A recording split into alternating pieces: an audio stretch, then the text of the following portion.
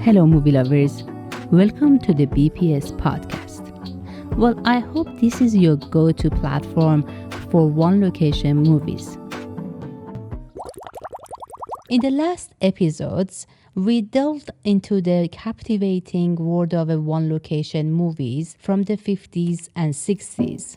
Now, let's step into the dynamic decades of 1970s, where filmmakers continued to push boundaries and explore the depths of storytelling within confined setting, from psychological thrillers to science fiction epics. The 70s offered a diverse cinematic experience set in a single location. Check out the list of movies in the description. As the disco ball spins, let's begin with the mesmerizing work of a Belgian filmmaker, Chantal Akerman. Her 1975 film, Jeanne Dillman, invites us into the carefully structured world of a housewife's daily routine.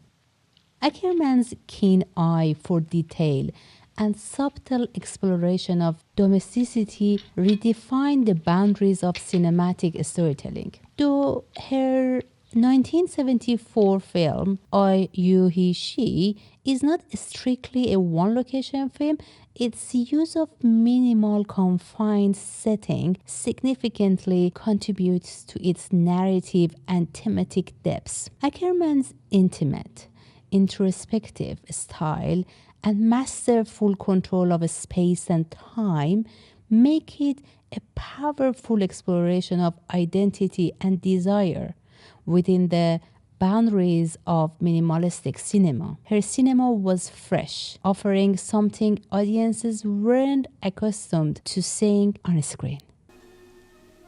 Let's shimmy over to the year 1970, a Czechoslovakian gem that plunges us into the night of paranoia and political intrigue within the walls of a couple's home. This film keeps us on the edge of our seats as secrets unravel and tension rise.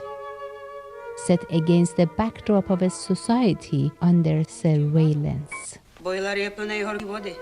Next up is The Bitter Tears of Petra von Kant, 1972, Fassbinder's stylish and emotionally charged drama set entirely within the glamorous confines of a fashion designer's studio. With its lavish visual and intense performances, this film is a rich and indulgent experience for the senses. I made this. I have forgotten and remember. But let's not forget about the witty charm of Botley, 1974, where razor-sharp dialogue crackles within the walls of university office. But later on she might need a father. You generally have the taste to let me raise the subject of my ruined marriage. Director Harold Pinter brings Simon Gray's play to life with a brilliant performance by Alan Bates, making us laugh and cringe in an equal measure. What the hell are you laughing at? Then there is Sleuth, 1972, a dazzling game of cat and mouse set in the luxurious setting of a country state. Laurence Olivier and Michael Caine deliver powerhouse performances in this twisty thriller where nothing is as it seems. What it is? As the champagne flows and the plot thickens, let's venture into the world of the Iceman commence. In the back room if you want a drink. This film is significant from a one-location movie standpoint because it effectively uses a single setting to explore deep themes of disillusionment and human despair. The confined space heightened the characters' interaction and intensifies the emotional atmosphere. All I came here for was to find you. Sidney Lumet made the Iceman comments for television in 1960. His version is performance-driven with a shorter runtime and a focus on close-ups to capture emotional intensity. In contrast, Frankenheimer's film benefit from a longer runtime, color cinematography, and higher production values, creating a visually rich and immersive atmosphere. So sweet and good.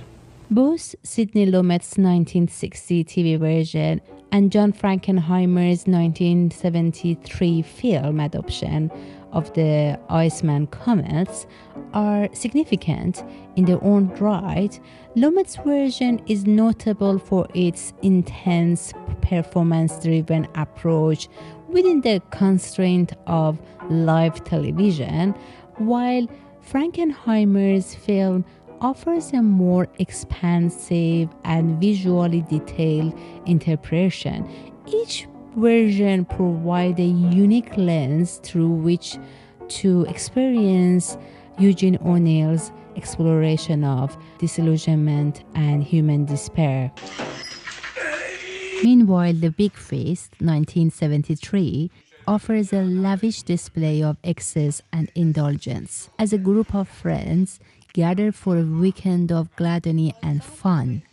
Director Marco Ferrari's darkly comic spin on the dinner party genre is a twisted and delightful treat.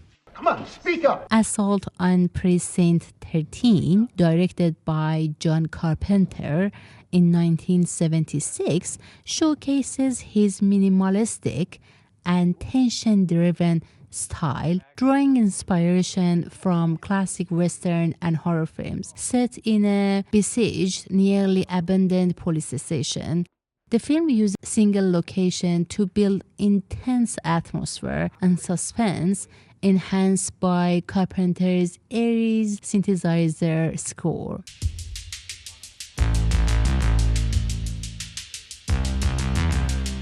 The diverse, well-developed characters and the real-time narrative creates a gripping sense of isolation and vulnerability, reflecting the social anxiety of 1917 urban America. The film laid the groundwork for Carpenter's future work and cemented his reputation as a master of genre filmmaking.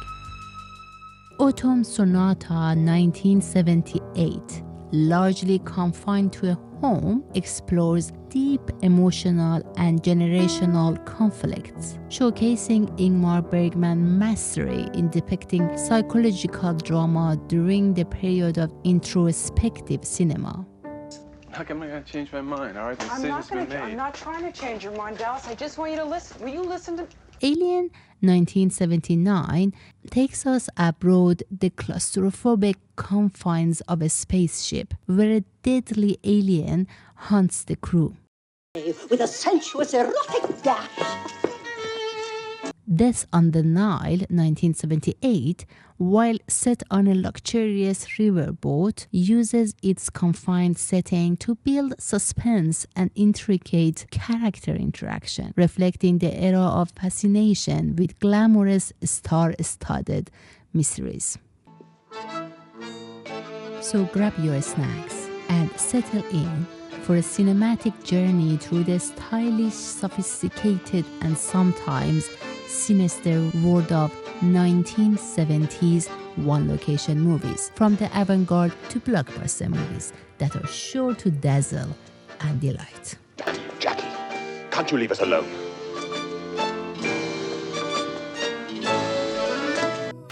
This is the One Location Movie Podcast, where every location tells a story.